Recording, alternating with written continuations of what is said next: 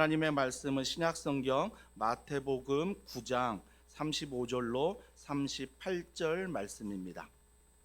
제가 가진 성경 우리 신약 12면에 있는 마태복음 9장 35절부터 38절 한 절씩 읽도록 하겠습니다.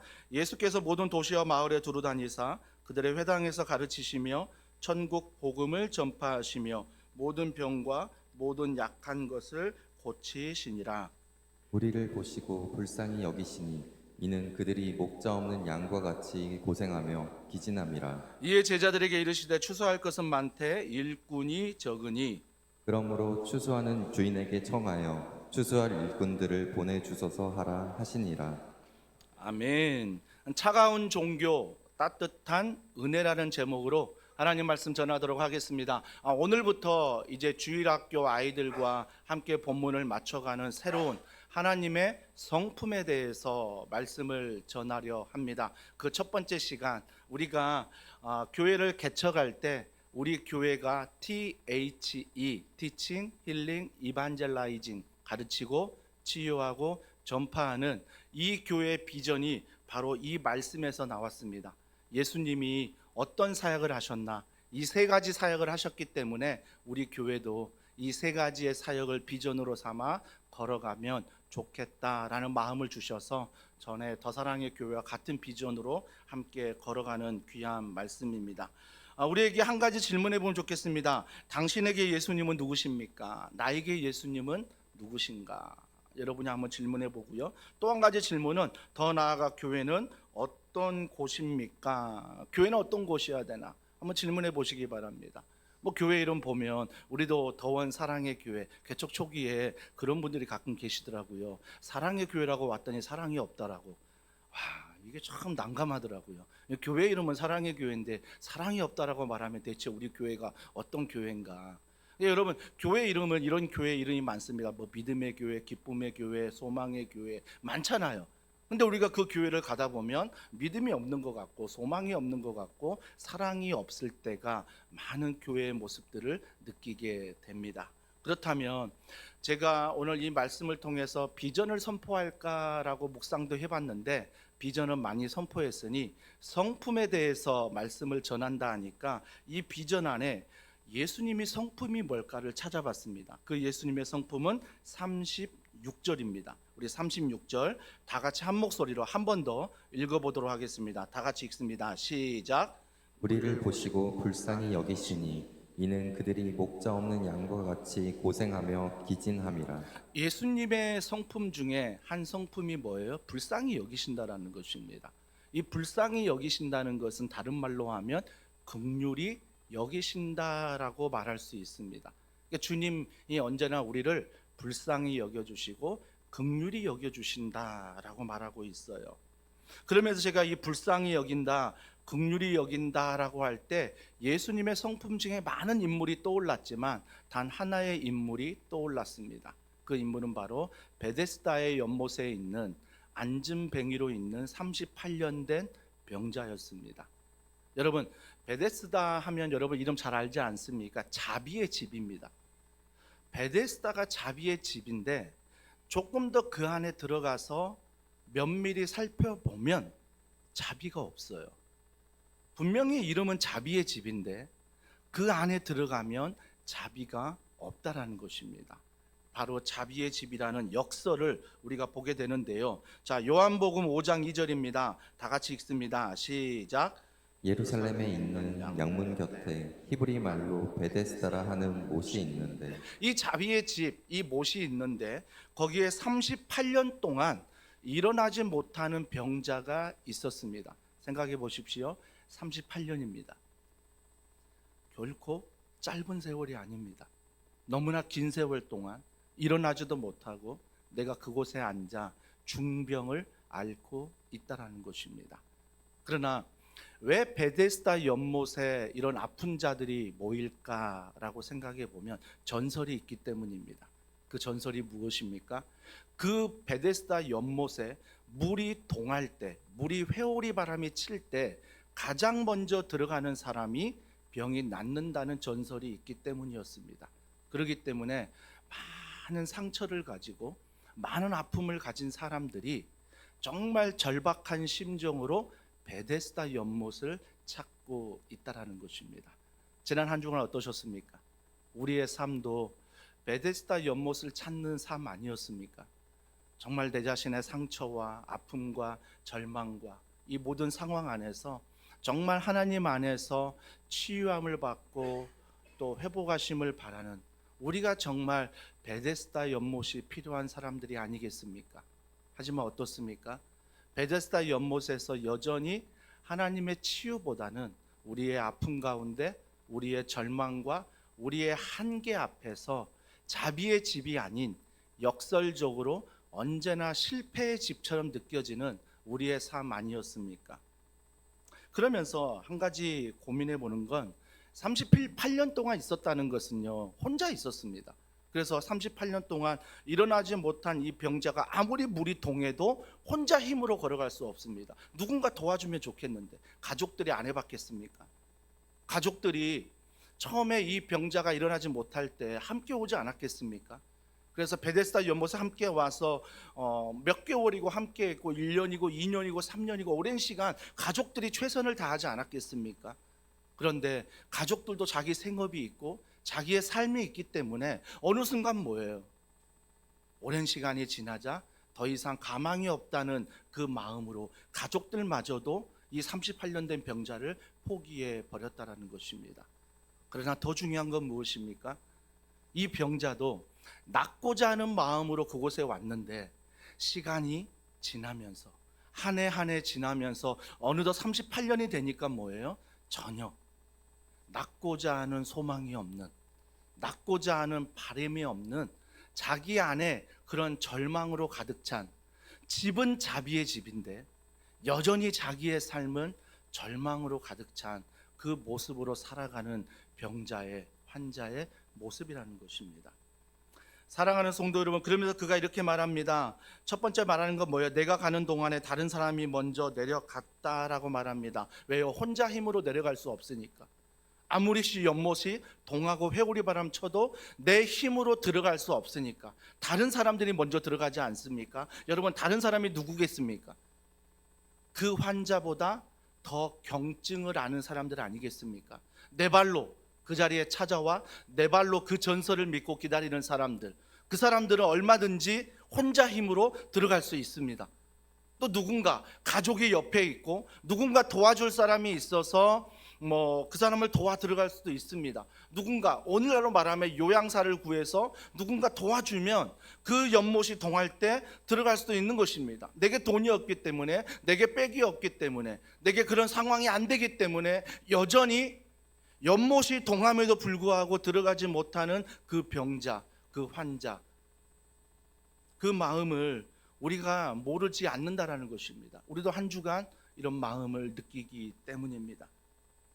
그러면서 두 번째 그가 말합니다. 나를 못에 넣어주는 사람이 없다라고 말합니다. 너무나 자비의 집이라는 그곳에 환자도 많지만 사람도 많았는데 여전히 내가 상처를 가지고 아픔을 가지고 살아가는데 어느 누구 하나 그 한 사람이 없어 나의 아픔을, 나의 이 고난을 돌봐줄 사람, 해결해 줄 사람이 없다라고 말합니다. 사랑하는 성도 여러분, 세상을 보면 세상은 언제나 1등을 원하는 것 같습니다. 그래서 경쟁이 치열하고, 그래서 우리가 1등 아니면 전혀 그 뒤에 등수들은 실패자처럼 말하는 그런 모습들이 세상엔 있습니다. 하지만 세상도 많이 달라지고 있습니다. 예전에 올림픽 하면 금운동할 때 금메달 딴 사람만 대서특보를 했는데 이제는 아니에요. 은메달도 동메달도 참여한 사람들도 같이 격려하는 문화가 점차적으로 우리나라에게도 문화로 자리 잡고 있습니다. 하지만 여전히 우리나라, 아니 다른 나라도 마찬가지 금메달만 기억하고 여전히 1등이 되려고 한다는 것입니다. 그래서 내가 1등이 돼야 되기 때문에 누군가를 짓밟아야 되고 누군가를 도와주지 못하고 누군가를 살피지 못하는 모습이 우리 이 나라 가운데도 혹시 더원 사랑의 교회라고 하는데 이 사랑의 교회 안에서도 일어나고 있지는 않는지 우리가 한번 돌아보면 좋겠습니다.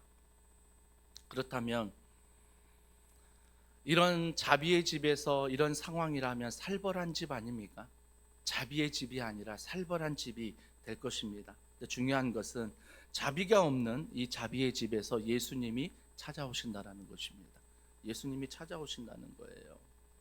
그러면서 예수님이 찾아오시는데 진정한 베데스다라고 제가 더원 사랑의 교회를 넣었습니다. 진정한 베데스다, 자비의 집이 되기 위해서는 예수님이 찾아오셔야 돼요. 예수님이 우리 교회의 주인 되셔야 됩니다. 예수님이 이 여름 사역의 주인 되셔야 돼요.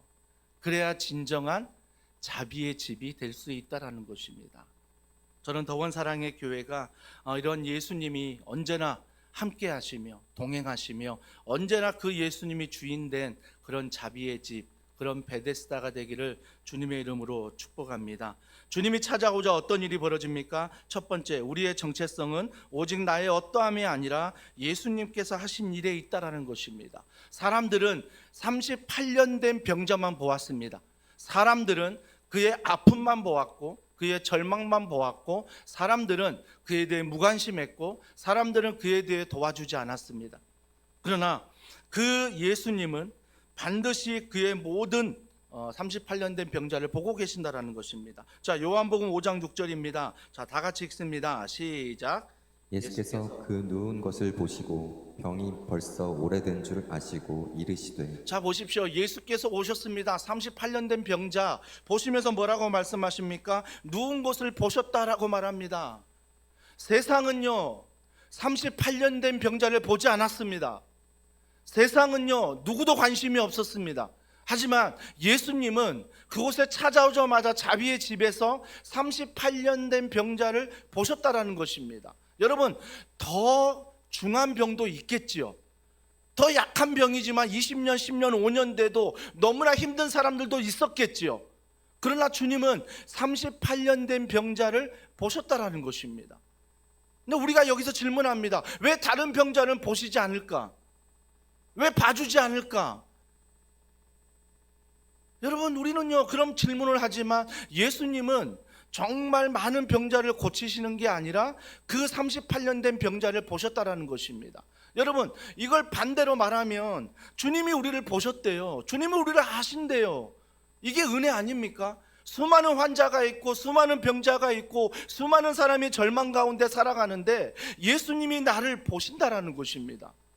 근데 보신 걸로 끝나는 게 아니라 병이 벌써 오래된 줄 아시고라고 말합니다. 이미 하셨다라는 것입니다. 38년 된 병자가 예수님 만나 병을 설명하고 병에 대해서 무언가를 알려주는 게 아니라 이미 주님은 38년 된 병자를 아셨고 보셨고 찾아오셨다라는 것입니다. 이게 은혜 아닙니까? 어떤 분은 또 이런 질문을 합니다. 왜 38년 동안 안 찾아오셨냐고. 여러분, 38년 동안 보셨고 아셨고 그 주님이 함께 하셨다는 그 은혜는 사라져버릴 질문이 무엇입니까? 왜 이제서야 왔냐고. 여러분, 여러분의 시간과 하나님의 시간은 다릅니다. 여러분의 시간은 지구 한 바퀴 돌아야 24시간이란 말하고 태양이 한 바퀴 돌면 하루라고 말하지만 하나님의 시간은 영원입니다.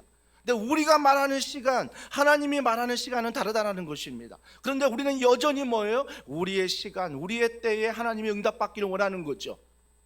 그럼 하나님은 뭐예요? 현철아, 하루가 1000년 같다. 1000년이 하루 같다. 주님 앞에 시간은 영원하기 때문에 주님의 1000년이라는 시간은 하루와 같고 하루에 같은 시간, 1000년과 같은 시간이 바로 하나님의 시간이라는 것입니다.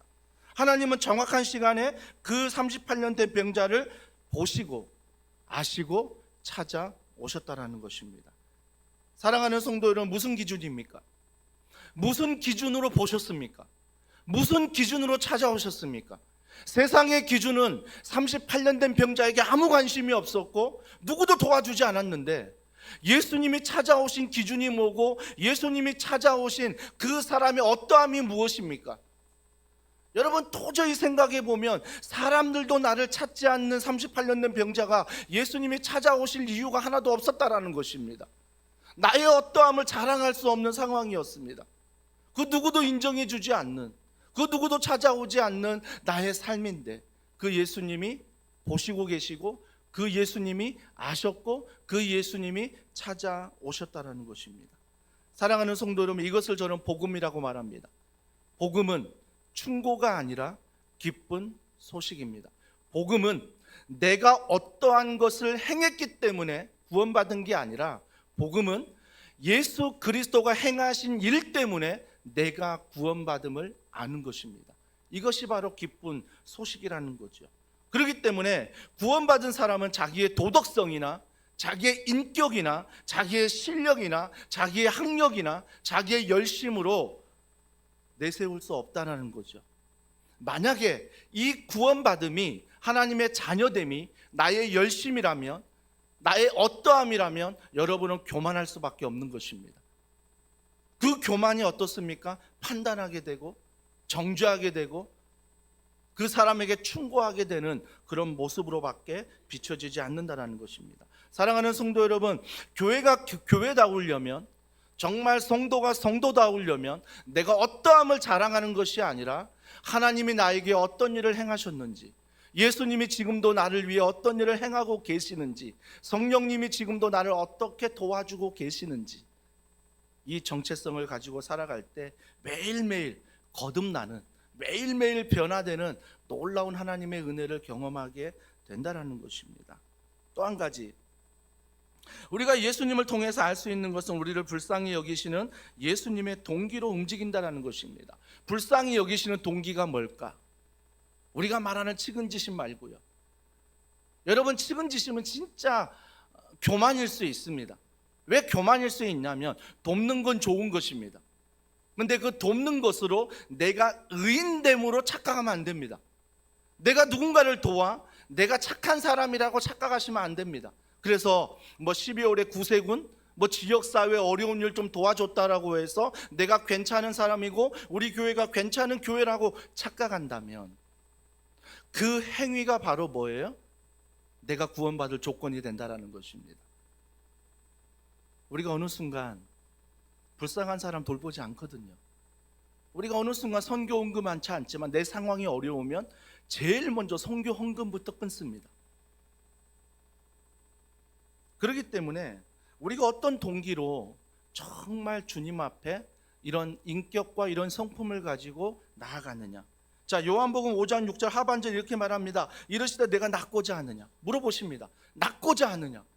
여러분, 낫고 싶어 하잖아요. 근데 주님 물어보십니다. 너가 낫고자 하느냐. 여러분의 일주일 삶 가운데 정말 절망스럽고 상처받고 아픔 있는 그것, 주님 물어보십니다. 아무개야, 너가 해결되길 원하니? 아무개야, 너가 거기에서 낫고자 원하니? 주님이 물으십니다. 주님이 물어보신다라는 것입니다. 자, 요한복음 5장 16절입니다. 자, 다 같이 읽습니다. 시작. 그러므로 안식일에 이런 일을 행하신다 하여 유대인들이 예수를 박해하게 된지라. 그날이 안식일입니다. 그러니까 38년 된 병자를 낫게 하실 때가 안식일인데, 가버나움에서 손 마른 자 낫게 하실 때가 안식일이었습니다. 그 손 마른 자 안식일에 낫게 했다고 유대인들이 뭐라고 했습니까? 너가 안식일에 왜 일을 하느냐? 그러면서 예수를 죽이고자 했습니다. 유대인들은 또 안식일에 38년 된 병자를 고치려고 하는 그 모습을 지켜보고 있었습니다. 여러분, 재밌지 않습니까? 예수님은요 38년 된 병자를 보셨고 아셔서 찾아오셨습니다. 그런데 여전히 사지 멀쩡한 유대인들, 하나님을 아버지라 고백하는 유대인들은 뭘 보고 있어요? 뭘 보고 있냐고요? 38년 된 병자를 보는 게 아니라 예수님을 보기는 보지만 그 동기가 뭡니까? 너 고쳐만 봐? 너 저 사람 고쳐주기만 해? 그러면 내가 안식일에 일했다라고 너를 또 정죄할 거야. 요한복음 5장 18절도 이렇게 말합니다. 다 같이 읽습니다. 시작. 유대인들이 이로 말미암아 더욱 예수를 죽이고자 하니 이는 안식일을 범할 뿐만 아니라 하나님을 자기의 친아버지라 하여 자기를 하나님과 동등으로 삼으심이로라. 죽이고자 한다라는 것입니다. 안식일을 범한 그 죄도 죄로 삼지만 그가 그 모든 병자를 치유하고 죄사함을 하는 그 모든 게 하나님과 동등됨을 취하는 것이기 때문에 너가 메시아냐라고 여기면서 그를 죽이고자 하는 기회만 삼는다라는 것입니다. 우리의 신앙생활은 어떻습니까? 더원 사랑의 교회라고 하지만 정말 하나님의 성품인, 예수님의 성품인, 성령 하나님의 성품인 불쌍히 여기는 마음이 우리 안에 있습니까? 그 불쌍히 여기는 마음이 있는데 돕는 동기가 뭡니까? 동기가 뭐냐고요? 동기가. 예수님의 동기를 보십시오. 자, 요한복음 5장 17절 이렇게 말합니다. 다 같이 읽습니다. 시작. 예수께서 그들에게 이르시되 내 아버지께서 이제까지 일하시니 나도 일한다 하시매. 여러분 보십시오. 예수님이 그 38년 된 병자를 불쌍히 여기시고 보시고 아시고 고쳐주신 이유가 뭐라고요? 내 아버지께서, 우리 하나님께서 지금도 일하시니 나도 일한다라는 것입니다. 여러분, 교회 안에서 어떤 사역을 맡으셨습니까? 직장에서 어떤 일을 하십니까? 가정에서 어떤 일을 하십니까? 왜 하십니까? 주님 물어보십니다. 무슨 동기로 하고 있니? 그때 우리가 해야 될 유일한 대답은 무엇입니까? 하나님이 일하시니 나도 일하고 있습니다. 하나님이 일하시니 교회에서, 가정에서, 직장에서 나도 일하고 있습니다. 그렇기 때문에 우리가 하는 일은 내 일이 아니라 누구의 일입니까? 하나님의 일인 것입니다. 이 하나님의 일이라는 정체성이 사라지기 때문에 우리가 이 하나님의 일을 하면서 대충 합니다. 우리가 가정도 직장도 대충 합니다. 하나님 앞에서 한다는 그 정체성이 사라지면 여전히 우리는 내가 하려고 합니다. 내가 할 수 있는 시간, 내가 할 수 있는 건강, 내가 할 수 있는 범위, 이걸 딱 정해놓고 그 바운더리 안에서 하는 거죠. 뭐가 안 나타납니까? 하나님의 능력이 나타나지 않습니다. 하나님의 기적이 나타나지 않습니다. 하나님을 믿지만 내가 생각하는 내 계획과 내 경험 안에서 일을 하기 때문에 딱 그 수준에 살고 있다는 것입니다. 사랑하는 성도 여러분, 그 수준도 대단한 수준입니다. 하지만 주님은 수준보다도 신분을 보십니다. 너가 어떤 수준에 있을지라도 어떤 신분을 가지고 살아가니, 그게 바로 우리의 동기라는 것입니다. 우리의 동기라는 거죠. 예수님은 그를 불쌍히 여기시고 내가 낫고자 하느냐 말씀하셔서 고쳐주신 모든 동기가 하나님이 지금도 일하시기 때문에 나도 일한다. 즉 뭐예요? 하나님이 그를 사랑하신대요. 하나님이 그를 사랑하신대요.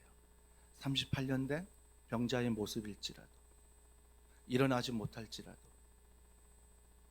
몸에 악취가 나고 악창이 돋고 여러 몸이 상할지라도 하나님이 사랑하신다고 말씀하십니다. 하나님은 사랑이시라. 하나님에 대해서 우리가 많은 훈련을 받고 많이 공부를 해도 맨 마지막에 남는 정답은 뭐예요? 하나님은 사랑이시라. 왜요? 왜 나 같은 자를 사랑하실까? 왜 우리 더원 사랑의 교회를 사랑하실까? 너무나 부족하고 38년 된 병자의 모습이 우리의 모습인데 여전히 그 주님은 보시고 계시고, 여전히 그 주님은 아시고, 그 주님은 찾아오셔서 나에게 말합니다. 아무개야, 너가 낫고자 하느냐? 왜 물어보실까요? 아니, 당연히 낫고 싶죠. 근데 왜 물어보실까요? 두 가지 이유 아니겠습니까? 너무 오랜 시간 아팠습니다. 너무 오랜 시간 힘들었습니다. 처음에는 낫고자 하는 열망도 있고, 처음에는 정말 나으면 무슨 꿈도 꾸고 계획도 갖고 있었습니다. 근데 한 해가 지나고 10년이 지나고 20년이 지나고 30년이 지나고 38년이 된 지금, 그에게 남아있는 건 무엇입니까? 포기입니다. 아무도 도와주지 않습니다. 단 한 사람도 나를 도와주지 않습니다. 이제는 뭐예요? 자비의 집에 있지만 여전히 자기의 인생은 포기라는 것입니다. 그때 주님 찾아오셔서 맨 처음 하시는 말씀, 너가 낫고자 하느냐? 우리의 신앙생활은요, 무언가 고난을 당할 때 그 한 가지 고난 때문에 일반화를 시켜버린다는 것입니다. 무언가 하나 안 되면 이것도 안 될 거야. 에이, 저것도 안 될 거야. 야, 그거 해봤잖아. 해봤는데 안 되잖아. 그래서 나는 그건 하지 않아. 여전히 우리는 하나의 실패 가운데, 고난 가운데, 고통 가운데 그 모든 걸 일반화시켜서 이제는 안 될 거야 라고 말하는 것입니다. 또 개인화시키는 분들이 있습니다. 뭔가 내 자신이 실수하고 실패할 때 나는 필요 없는 존재야, 나는 쓸모없는 존재야 라고 생각하는 개인화. 저도 그랬거든요. 교회를 개척하면서 정말 하나님이 주신 부푼 꿈을 가지고 교회만 개척하면 아무 일도 없고 교회는 부흥할 줄 알았습니다. 하지만 처음 교회를 개척하는 2015년 10개월이 지나 정말 제 안에 많은 고통과 아픔과 상처가 왔을 때 정말 그때 그 상처들이 저에게 일반화가 되고 개인화가 될 때가 너무 많았다는 것입니다. 그래서 설교 시간에 누구 한 사람이 눈 감고 있으면 그걸 볼 때마다 내 설교가 마음에 안 드나? 내가 지금 잘못 설교하고 있나? 막 설교 시간에 막 졸고 있으면 내 설교 오늘 죽쓰고 있나? 그 생각도 참 많이 하고 있고요. 중간에 나가버리고 안 들어오시면 와, 오늘 완전히 죽었네 라고 생각할 때가 많았습니다. 그런데 시간이 지나면서 정말 예수 그리스도의 그 복음이 내 안에 들어오자 바뀌는 생각들이 있더라고요. 그분이 조는 것은 내 설교 때문에 조는 게 아니라 어제 야근한 거예요. 어제 피곤했던 거예요. 그래서 조는 거더라고요. 설교 시간에 막 나가시는 분들이 있는데 나갔다 안 들어오신 분들은 다른 급한 일이 있어서 안 들어오신 거지 제 설교 때문에 안 들어오신 게 아니더라고요. 그때 깨달았습니다. 하나의 상처와 하나의 고통 앞에 내가 얼마나 그 고통과 상처를 일반화시키고 개인화시키는지. 주님은 나에게 찾아와 물으십니다. 현철아, 내가 낫고자 하느냐? 너가 지금 그 고통 가운데 패배주의에 빠졌던 그 일반화, 그 개인화를 주님은 모든 걸 깨부시는 것입니다. 너가 나을 수 있다라는 걸 그에게 알려주는 거예요. 저는 이 사실 앞에 한 가지를 깨닫습니다. 복음은 우리의 어떠함이 아니라 하나님이 하신 일, 그 일을 통해서 내가 구원받음으로 살아가지만 그 복음을 누리기 위해서는 반드시 믿음이 있어야 된다는 것입니다. 아무리 복음을 알아도 믿음이 없으면 그 복음이 도구로 갈 수 있습니다. 그러나 그 복음을 알고 믿음으로 내가 낫고자 하느냐라고 질문했을 때 아무리 38년 동안 패배주의로 살았어라도 그 주님 앞에 맞습니다. 주님, 제가 낫고자 합니다 라고 하는 그 38년의 모든 패배주의를 예수 그리스도의 복음 안에 고백할 수 있는 그 믿음만이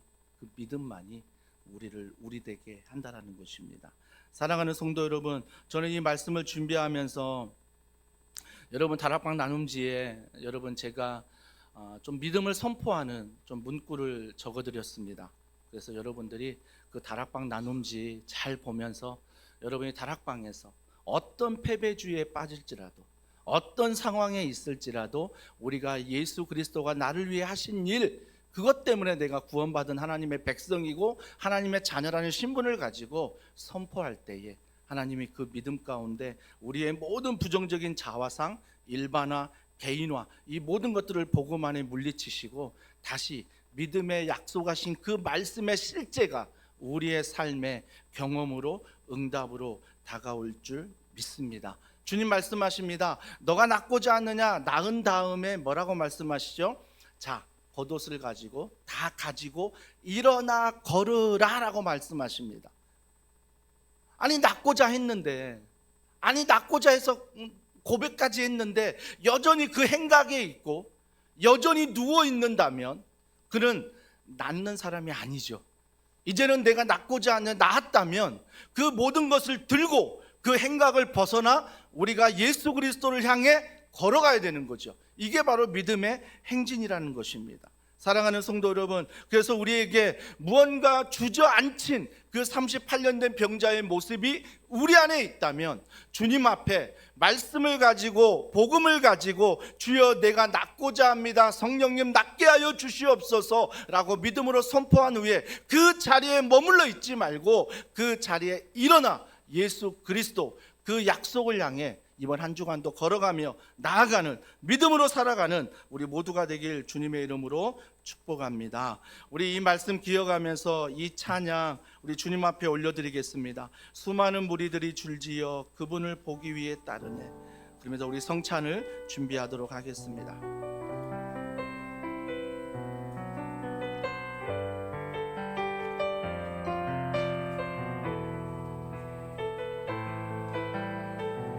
수많은 무리들이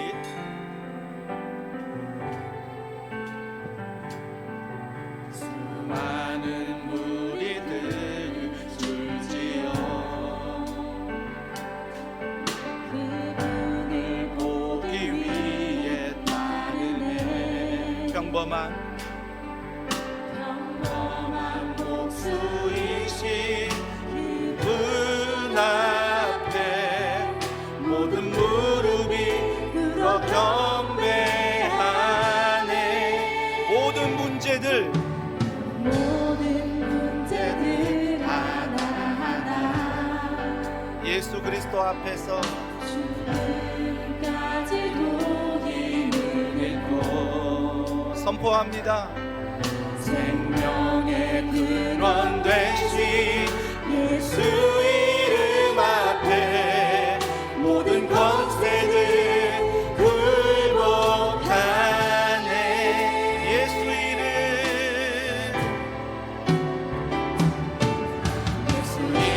높이세. 능력의 그 이름 예수 이름 높이세.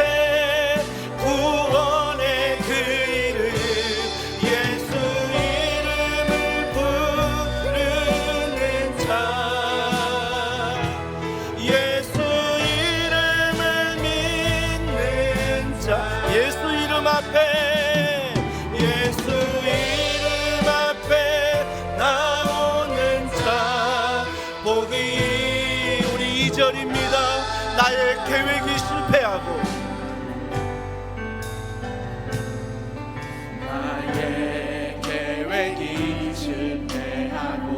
나의 소망이 끊어질 때,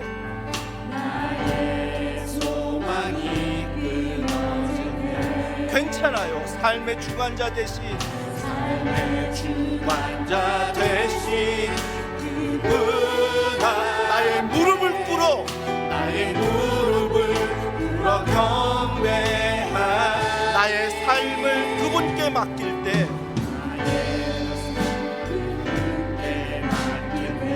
비로소 나의 마음 평안해.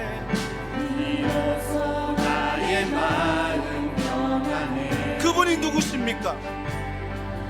구원의 반석 되신 예수의 소리 높여 찬송하네.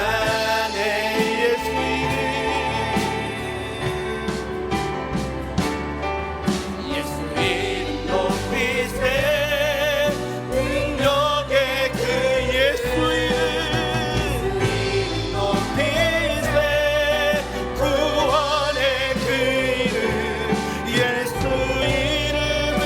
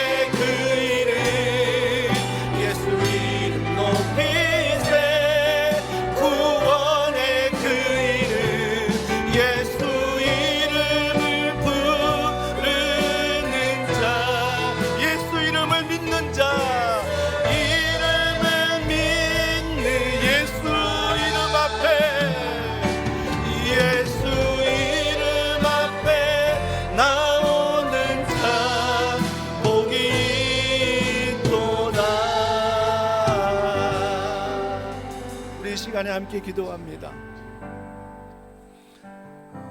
38년 된 병자의 모습, 여전히 패배주의에 빠져 있고, 한번 실패했다고, 한번 고난에 빠졌다고 모든 삶을 포기하는 나의 모습 아니었습니까? 이 시간 그 모든 것을 가지고 예수님이 찾아오십니다. 내가 낫고자 하느냐? 오늘 이번 한 주간 또 질문하실 것입니다. 우리가 해야 될 것은 예수 이름, 내가 낫고자 합니다. 내가 낫고자 합니다. 주님, 나를 고쳐달라고. 이 패배주의에서 일반화, 개인화 모든 것들에 다시 한번 복음 안에 일어날 수 있도록 성령님 도와달라고. 이 성찬식이 그냥 떡을 먹고 그냥 잔을 대하는 게 아니라 예수님의 몸, 예수님의 피, 그러므로 말미암아 구원받은 하나님의 자녀임을 다시 한번 기억하게 하셔서 우리가 구원받은 하나님의 백성답게 살아갈 수 있도록 이 따뜻한 은혜가 우리 가운데 충만하도록 주여 은혜 베풀어 달라고 우리 시간에 합심하여 함께 기도하도록 하겠습니다. 우리 기도하시겠습니다. 하나님, 은혜와 사랑과 능력 안에서 다시 한번 우리 주님 바라보며 우리 주님 사모하며 걸어가길 원합니다. 주님, 우리는 부족합니다. 주님, 우리는 연약합니다. 그러나 주님의 은혜가 필요하오니, 주님의 사랑이 필요하오니 주여 은혜 베푸시옵소서.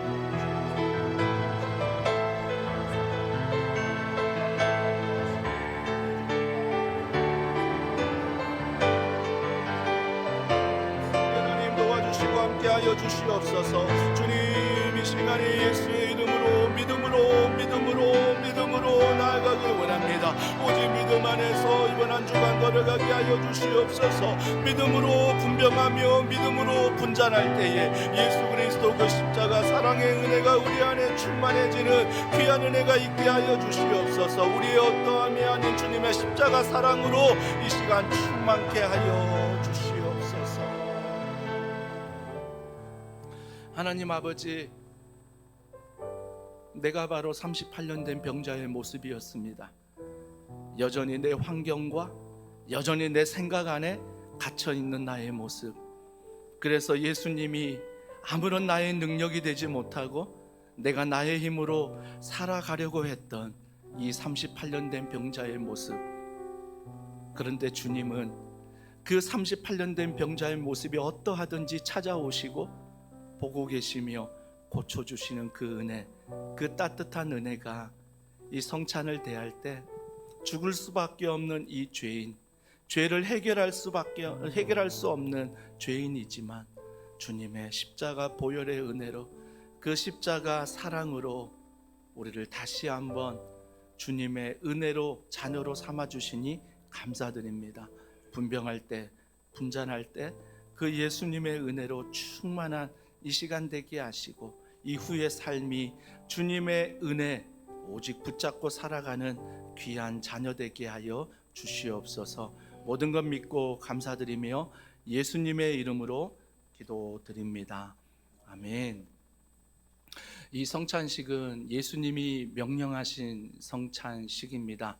이 성찬을 통해서 너희가 나를 기념하라 말씀하셨기 때문에 저희 교회는 1년에 한 4번 정도 성찬식을 하고 있습니다. 성찬할 때 우리가 먼저 분병하는 것은 떡입니다. 이것은 바로 십자가에서 찢기신 예수님의 몸을 상징하는 것입니다. 또 우리가 분잔할 때는 그 십자가에서 우리의 죄를 위해 피 흘리신 그 보혈의, 그 구원의 그 은혜를 우리가 다시 한번 묵상하는 시간입니다. 우리가 이 성찬식을 통해서 그 십자가 은혜를, 그 십자가 사랑을 다시 기억하고 다시 하나님의 자녀로 살아가겠습니다. 그러면서 우리가 한 몸된 교회의 연합을 이루어 우리 교회를 잘 세울 뿐만 아니라 예수님 잘 따라가는 제자가 되겠습니다. 이런 다짐하는, 또 이런 신앙을 고백하는 시간이 되었으면 좋겠습니다.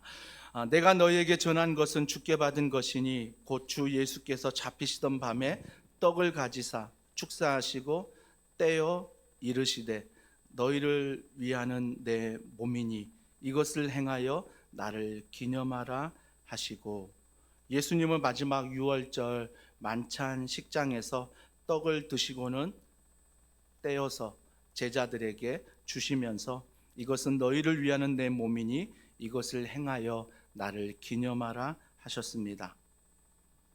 오늘 예식은 교회 질서상 세례, 입교, 교인까지만 예식에 참여하도록 허락하겠습니다.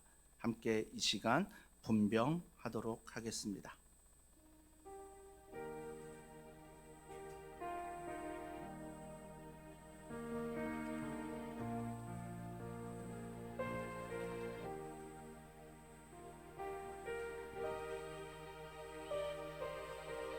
예수께서 이르시되 내가 진실로 진실로 너희에게 이르노니 인자의 살을 먹지 아니하고 인자의 피를 마시지 아니하면 너희 속에 생명이 없느니라. 내 살을 먹고 내 피를 마시는 자는 영생을 가졌고 마지막 날에 내가 그를 다시 살리리니 내 살은 참된 양식이요 내 피는 참된 음료로다. 내 살을 먹고 내 피를 마시는 자는 내 안에 거하고 나도 그의 안에 거하나니 살아계신 아버지께서 나를 보내심에 내가 아버지로 말미암아 사는 것 같이 나를 먹는 그 사람도 나로 말미암아 살리라. 이것은 하늘에서 내려온 떡이니 조상들이 먹고도 죽은 그것과 같지 아니하며 이 떡을 먹는 자는 영원히 살리라. 그는 실로 우리의 질고를 지고 우리의 슬픔을 당하였거늘 우리는 생각하기를 그는 징벌을 받아 하나님께 맞으며 고난을 당한다 하였노라. 그가 찔림은 우리의 허물 때문이요 그가 상함은 우리의 죄악 때문이라. 그가 징계를 받음으로 우리는 평화를 누리고 그가 채찍에 맞음으로 우리는 나음을 받았도다. 우리는 다 양 같아서 그릇 행하여 각기 제 길로 갔거늘 여호와께서는 우리의 모든 죄악을 그에게 담당시키셨도다. 함께 분병하겠습니다.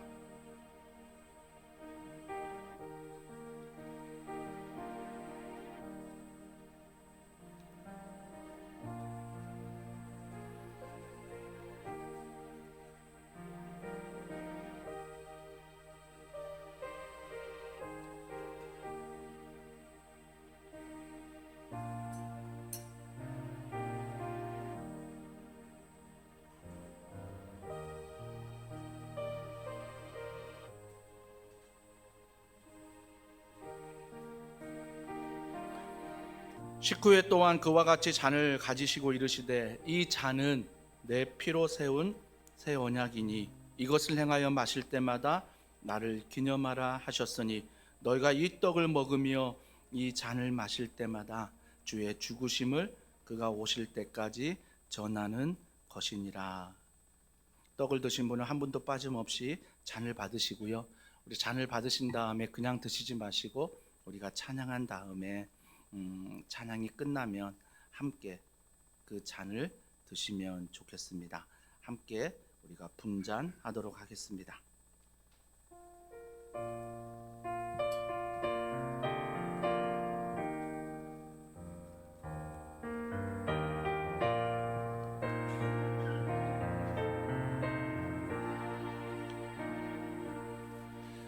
갈보리 산 위에 십자가 섰으니 주가 고난을 당한 표라. 험한 십자가를 내가 사랑함은 주가 보혈을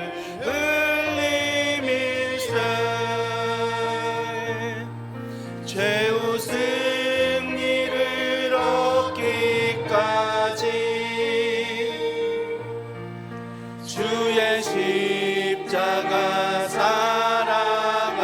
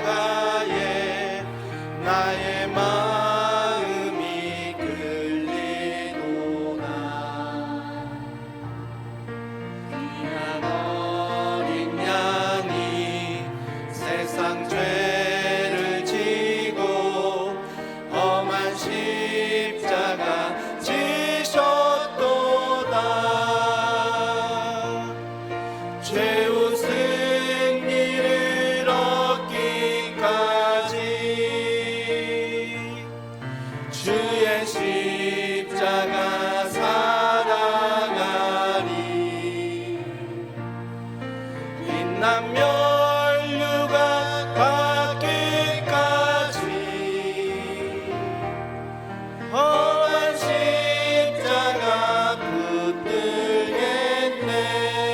우리 이 시간 잠시 묵상으로 기도하면서 주님, 이 십자가, 이 은혜를 대함이 나의 38년 된 모든 패배주의에 빠져있는 것들을 주의 복음 안에, 주의 이름 안에 씻기게 하시고 이후로 정말 하나님의 복음 안에 자녀됨을 알고 주님의 사랑, 차가운 종교가 아니라 따뜻한 은혜로 살아가는 귀한 은혜가 있게 하여 주시옵소서. 우리 잠시 묵상으로 기도한 다음에 잔을 드시겠습니다.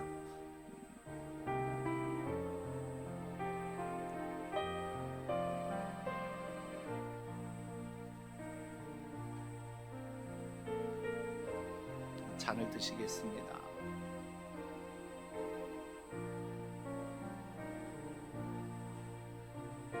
우리 자리에 일어나셔서 우리 3절과 4절 다시 한번 찬양하겠습니다.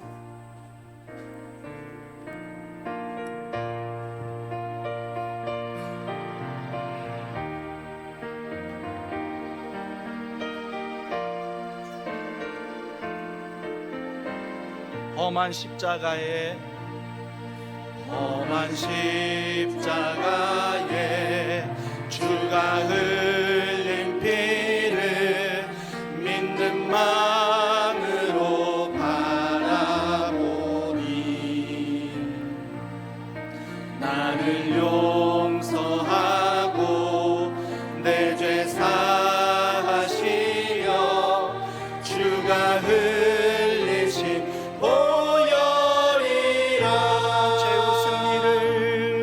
최후 승리를 얻기까지 주의 십자가 사랑하리. 빛난 면류관 받기까지 험한 십자가 붙들겠네. 주가 예비하신 나의 본향집에 나를 부르실 그날까지 험한 십자가를 항상 달게 지고 내가 죽도록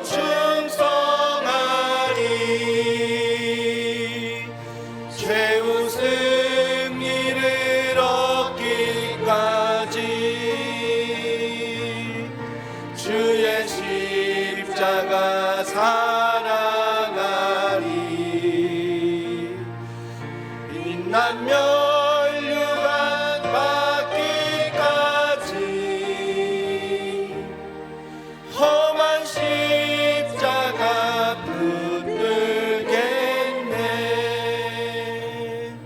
지금은 우리 주 예수 그리스도의 은혜와 하나님의 탐없는 사랑과 성령님의 감화, 감동, 교통, 충만하심이 차가운 종교가 아니라 따뜻한 그 은혜를 가지고 예수님의 성품을 닮아가기를 소원하는 사랑하는 성도들 머리 위에, 그들의 가정과 자녀와 직장과 이 교회와 이 나라, 이 민족 위에 지금으로부터 영원 무궁토록 함께 하시기를 간절히 축원하옵나이다.